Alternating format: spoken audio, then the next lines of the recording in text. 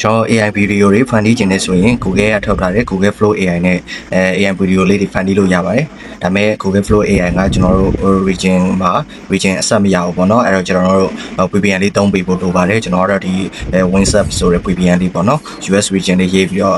ဒီကောင်လေးနဲ့သုံးထားပါတယ်US region ကျွန်တော်တို့များသောအားဖြင့်တော့ United States region နဲ့ကျွန်တော်တို့ဝင်လို့ရတာများပါတယ်အဲ့တော့ပထမဆုံး AI video ဖန်တီးမယ်ဆိုရင် ChatGPT မှာကျွန်တော်တို့ character လေးရင်ရွေးရ character လေးကိုအရင်ဖန်တီးရပေါ့နော် character လေးကိုကျွန်တော်တို့ဒါဆိုကျွန်တော်ကတင်ကြီးသူသမီးကြောက်စာဆိုတဲ့ဒါကြောက်စာဆူတောင်းလေးပေါ့နော်ထုတ်မလို့ဆိုပကံခေဝေစာနဲ့ကျွန်တော် series ပထိုးလေးနဲ့စပြီးဖန်တီးလိုက်တယ်ပေါ့နော်ပြီးရင်အကောင် ChatGPT မှာပဲကျွန်တော် video prompt ရေးခိုင်းတယ်အဲ့ prompt လေးကိုယူပြီးမှကျွန်တော် Flow AI မှာတွားပြီးအဲ့တော့ video generate လုပ်မယ်ပေါ့နော်အဲ့တော့ပထမဆုံး Google ရဲ့ server မှာ Flow AI လို့ရိုက်ရှာလိုက်မယ်ပေါ့နော်အဲ့ပြီးရင်အဲ့မှာGoogle Flow AI Creative Studio ဆိုတော့ကျွန်တော်တွေ့တယ်မယ်အဲ့ထဲကိုတစ်ချက်ဝင်လိုက်မယ်ပေါ့နော်အဲဒီမှာဆိုရင်ကျွန်တော်ရှေ့ပိုင်းဖန်တီးထားတဲ့ project လေးတွေအများကြီးရှိရပေါ့နော်ကျွန်တော်ဒီမှာပကံခေဝေစာလေးနဲ့ပေါ့နော်လက်ရှိလုံနေတဲ့ရလေးလည်းရှိရပေါ့နော်သူက daily အနေနဲ့ credit 50ပေးရပေါ့နော်50 second စာ video တစ်ပုတ်ထုတ်တိုင်းကျွန်တော်တို့50 credit ပေါ့နော်15ခုပေးရတယ်ပေါ့နော်ကျွန်တော်တို့ free အနေနဲ့သုံးမယ်ဆိုရင်10 second စာ video 3ပုတ်စာကိုကျွန်တော်တို့ free အနေနဲ့သုံးလို့ရပါတယ်တကယ်လို့ကျွန်တော်တို့မှာ Google account တွေ5ခုလောက်ရှိမယ်ဆိုရင်ပေါ့နော်ဥပမာ Google account 5ခုလောက်ရှိမယ်ဆိုရင်ကျွန်တော် credit ပေါ့နော်တစ်ခုကို50လုံးနဲ့ဆို250လောက်ဆိုရင်ကျွန်တော်တနေ့ကို video တစ်ပုတ်စာလောက်ကတော့ ACC ဖန်တီးလို့ရတယ်ပေါ့နော်ဒါ free သုံးခြင်းတဲ့သူတွေအတွက်ပါဒီနေ့ကျွန်တော်ဒါလေးကတော့ကျွန်တော် free account နဲ့ပေါ့နော်ဖန်တီးထားတဲ့ video လေးတွေပေါ့နော်ဒီမှာဆိုရင်ဒါ video လေးတွေကျွန်တော်လောက်ထားပါတော့ AI နဲ့ပတ်သက်ပြီးတော့ဘယ်သင်တန်းမှာခင်ဗျားတို့သွားတက်နေစရာမလိုဘူးဗျာဒီ online ပေါ်မှာဗျာ TikTok လို့ YouTube တော့မှာ knowledge share တွေလုပ်ပေးတဲ့သူတွေမှာအများကြီးဗျာကျွန်တော်တယောက်တည်းမဟုတ်ဗျာတော်တော်များများ share တွေလုပ်ပေးကြရဗျာကျွန်တော်လည်းရှေ့ရှောက်ဒီ AI feature တွေနဲ့ပတ်သက်တဲ့ knowledge share တွေပြီးရင်ကျွန်တော် touch ပိုင်းနဲ့နည်းပညာပိုင်းနဲ့ပတ်သက်ပြီးတော့ကျွန်တော် knowledge share တွေအများကြီးလုပ်ပေးသွားမှာဖြစ်တဲ့အတွက်ကျွန်တော်ရဲ့ YouTube channel TikTok channel လေးတွေကိုလည်း follow လုပ်ပေးထားခဲ့ကြဗီဒီယိုထုံကြီးပြင်ကျွန်တော်ဒီနေ့ပေါ့နော်ဗီဒီယိုကြည့်နေတဲ့သူတွေကိုတက်လက်စားတယ်ပေါ့နော်ကျွန်တော်အာယုံရနေရလေးပေါ့နော်ကျွန်တော်ဒီ free ရတဲ့ 50k နဲ့အကောင့်ကြီးပြောင်းသုံးမဲ့အစားကျွန်တော် plan လေးဝယ်သုံးဖို့စဉ်းစားရပေါ့နော်အဲ့ဒါနဲ့ကျွန်တော် update လုပ်တဲ့ update plan တွေနဲ့တစ်ချက်ဝင်ကြည့်လိုက်တဲ့အချိန်မှာသူ offer ပေးထားဗျာ promotion အနေနဲ့ပေးထားတာ$1.29ဗျာဒေါ်လာပဲရှိတယ်ပေါ့နော်ကျွန်တော်ရှေ့ပိုင်းမှာplan လေးတစ်ခုဝယ်ဖို့တယ်ပေါ့နော်$1.49မှာ$9,000ကျော်ပေါ့နော်$1.29ဆိုကျွန်တော်တွက်ကြည့်ရပါတော့$6,000ကျော်လောက်ပဲကြမယ်ဆိုတော့မစိုးဘူးဗျာတော်တော်လေးတန်နေတော်တော်လေးတန်နေဆိုကျွန်တော်ဒီကောင်လေးကိုစမ်းဝယ်ကြည့်မလို့ပေါ့နော်ဒါကြည့်နေဗီဒီယိုကြည့်နေတဲ့သူတွေလည်းကျွန်တော်နဲ့တူတူဒီဗီဒီယိုလေးကိုကြည့်ရင်မှတဲ့ visa card နဲ့ကျွန်တော် AI feature တွေကိုဘယ်လိုဝယ်ရမလဲဆိုတာတစ်ခါလေးလေ့လာလို့ရအောင်ကျွန်တော် share လေးဗီဒီယိုထဲမှာတစ်ခါလေးထည့်ပေးလိုက်တာပေါ့နော်ဒီမှာကျွန်တော်ကြည့်လိုက်တဲ့အခါမှာ$1.29 3လစာမှာ$1.29ပဲကြာမှာဗျာလုံးဝတန်နေဗျာတော်တော်လေးတန်နေရလို့ပြောရမှာပေါ့နော်နောက်ပြီးကြတော့ဒီမှာကျွန်တော်တွေ့ရတာကဘာလဲဆိုရင်OneDrive ကျွန်တော်တို့ပေါ့နော်ပုံတွေပါတိမ့်ဖို့အတွက် story အနေနဲ့ OneDrive ကို400k အထိပေးထားရပေါ့နော်400k တော်တော်ကြီးကိုတန်နေဗျာမြန်မာငွေနဲ့$6,000ကျော်လောက်ဆိုတာကျွန်တော်တို့မပိုးလောက်ပဲရှိရဗျာအဲ့လောက်ငွေလေးနဲ့ကျွန်တော်တို့ plan ဝယ်လို့ရတယ်ဆိုတော့ကျွန်တော်စိတ်ဝင်စားလို့ဒီကောင်လေးကိုဝယ်ကြည့်မယ်ပေါ့နော်ကျွန်တော်ဒီကောင်လေးကိုမဝယ်ခင်ပေါ့နော်ဒီထဲမှာသူ့ထဲမှာပေးထားတဲ့ plan ထဲမှာဘာတွေပါလဲကျွန်တော်တစ်ချက်ကြည့်ကြည့်မယ်ပေါ့နော်ဒီမှာကျွန်တော်တွေ့ရပါတော့200 monthly ပေါ့နော်လစဉ် credit ကျွန်တော်တို့လစဉ်200ရမယ်ပေါ့နော်ကျွန်တော်တို့ daily ရတဲ့50ရတက်ဒီတစ်လကို200ရတာတက်ပေါ့နော်ပြီးရင် Gemini app ပေါ့နော် Gemini app ကိုကျွန်တော်2ဆမြန်နဲ့ speed နဲ့ရမယ်ပေါ့နော်2ဆ limit ရမယ်ပေါ့ usage speed 2ဆလို့ပြောတယ်ပြီးရင် Google search ပေါ့နော်ကျွန်တော် nano banana တို့အဲ့ဒါမျိုးတွေအဆက်ရမယ်ပြီးရင် Gemini နဲ့ Gmail နဲ့ကိုဒါလိုက်အဆက်ရမယ်ကျွန်တော်တို့ email တွေပါတယ်ကို Gemini သုံးပြီးတော့ reply ပြန်တာတွေပါတယ်လုပ်လို့ရတယ်ပေါ့နော်ပြီးရင် Gemini notebook တွေပါမယ်ပြီးရင် Google Flow music ပေါ့နော်ကျွန်တော် AI music တွေပါတယ်ဗျာသူများတွေခုနောက်ပိုင်း AI music တွေပါတယ်ဖန်တီးနေအဲ့လိုမျိုးတွေလုပ်လို့ရပြီပြီးရင် finance နဲ့ပတ်သက်တဲ့ deep set ပေါ့နော်ကျွန်တော်တို့ finance financial အတွက်ချက်တွေပေါ့နော်အဲ့ဒါမျိုးတွေကျွန်တော် Excel တို့ဘာလို့မှအဲ့လိုမျိုး error တွေရှင်းနေရတယ်ပါမယ်ပေါ့နော်အရန်တန်တဲ့ plan လေးလို့ပြောလို့ရတယ်ပေါ့နော်တလောက်200လုံးနေဆိုတော့တလောက်200ဗျာကျွန်တော် daily ရတာ90အပြင်200လည်းရအောင်မယ်ဆိုတော့မစိုးဘူးပေါ့နော်နောက်ပြီးငွေလည်းတိတ်မများဘူးဆိုတော့ကျွန်တော်ဒီဘက်မှာ AI Pro plan ကတော့ကျွန်တော်တို့4.99ပေါ့နော်ဒါပေမဲ့လောလောဆယ်ကျွန်တော်လက်ထဲမှာငွေလည်းအများကြီးမရှိသေးတော့ကျွန်တော် icon တော့မစမ်းချင်သေးဘူးဒီဘက်ကကောင်လေးကိုရင်စမ်းကြည့်မယ်ပေါ့နော်ဈေးလည်းတိတ်မများဘူးဆိုတော့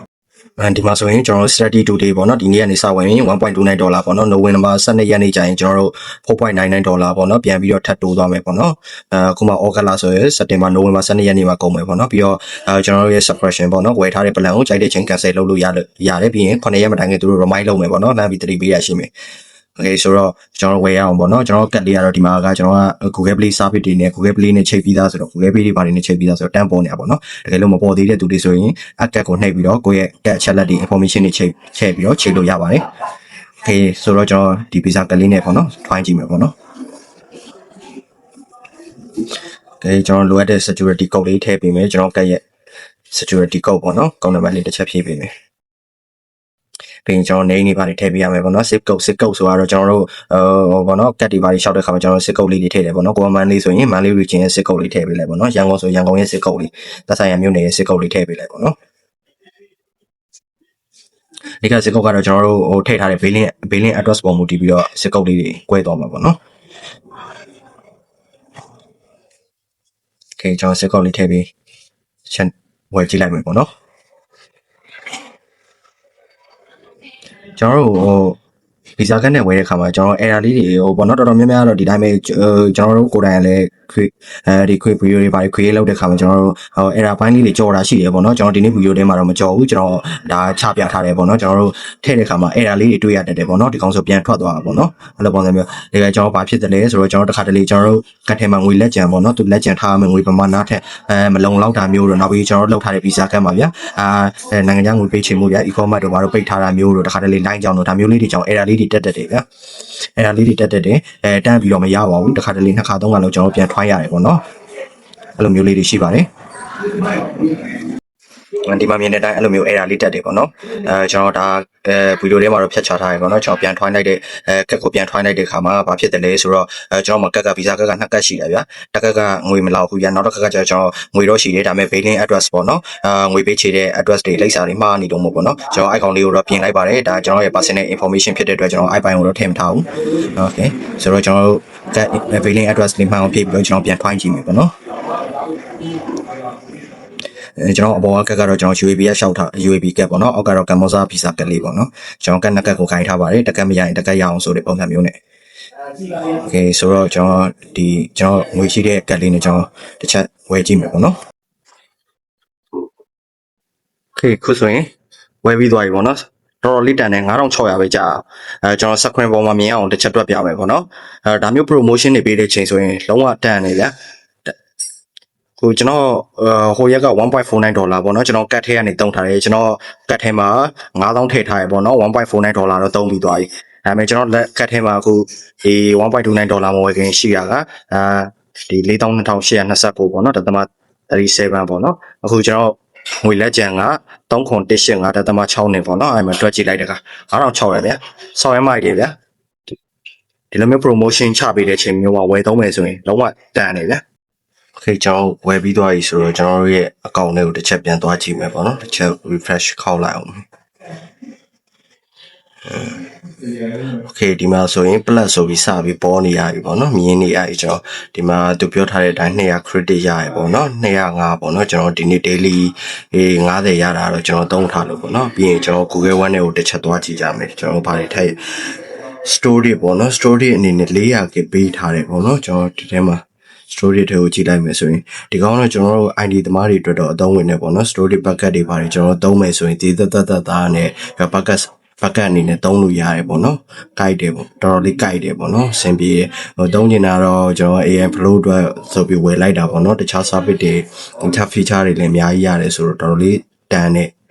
လို့ပြောရမှာပေါ့နော် okay ဆိုတော့ဒါကျွန်တော် free ရထားတဲ့ຢာနဲ့ထုတ်ထားတဲ့ video လေးတွေပေါ့နော်Okay ဒီမှာမြင်ရတဲ့အတိုင်း205ပေါ့နော်ကျွန်တော်တို့လစဉ်ရမှာက200ရပါဗျာကျွန်တော်တို့ daily လည်း50သက်သက်ရအောင်ပါဆိုတော့ကျွန်တော်တို့ video creator သမားတွေဘာတွေအတွက်ဆိုရင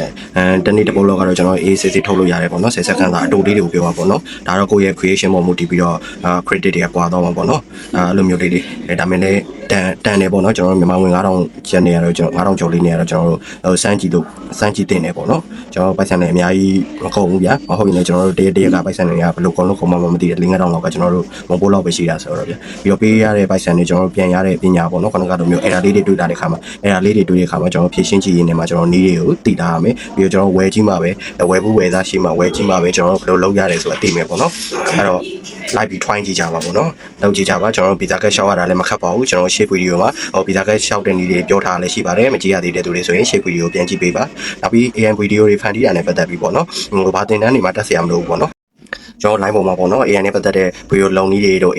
video လုံနည်းတွေတို့ကျွန်တော်ဒီပညာနဲ့ပတ်သက်တာတွေမျှဝေပေးနေတဲ့သူတွေအများကြီးဗျာကျွန်တော်တယောက်တည်းမဟုတ်ဘူးဗျာနောက်ပြီးဒါတွေလောက်တဲ့ရင်ဘာလုပ်လို့ရလဲဆိုတော့ကျွန်တော်ခုလက်ရှိအောင်မြင်နေတဲ့အသီး video လေးတွေတို့အကြကွေးတို့ပါတော့ပေါ့နော်အဲ့လိုမျိုးကိုယ့်ရဲ့ TikTok account တစ်ခုကနေအောင်မြင်သွားတယ်ဆိုရင်ကျွန်တော် TikTok ကနေပေးတဲ့ပိုက်ဆံတွေincome တွေရတယ်ပေါ့နော် YouTube တို့ဘာတို့မှလည်း income ရတယ်ပေါ့နော်နိုင်ငံခြားဝင်တဲ့ပိုက်ဆံကိုအသာထားပြတကယ်လို့ကိုယ့် account follower ဘယ်လောက်ရှိတယ်ဆိုရင်ကျွန်တော် small business လို့ခေါ်တယ်ပေါ့နော် online shopping လုပ်ငန်းလေးတွေကနေပြီးတော့ account တွေပြန်ဝယ်တာတွေရှိတယ်ပေါ့နော် follower ဘယ်လောက်ဆိုရင်ဘယ်နှစ်သိန်းအဲ့လိုပုံစံမျိုးနဲ့ရောင်းနေကြတဲ့ຢာတွေလည်းရှိတယ်ပေါ့နော်အဓိကဖန်တီးကြည့်ပါကိုယ်တိုင်လောက်ကြည့်ပါလောက်ကြည့်မှပဲသိမှာပေါ့နော်ကျွန်တော်သွားနေရလဲကျွန်တော်ကိုယ်တိုင်ဖန်တီးတယ်ခင်ဗျားတို့ပေးတယ်ကျွန်တော်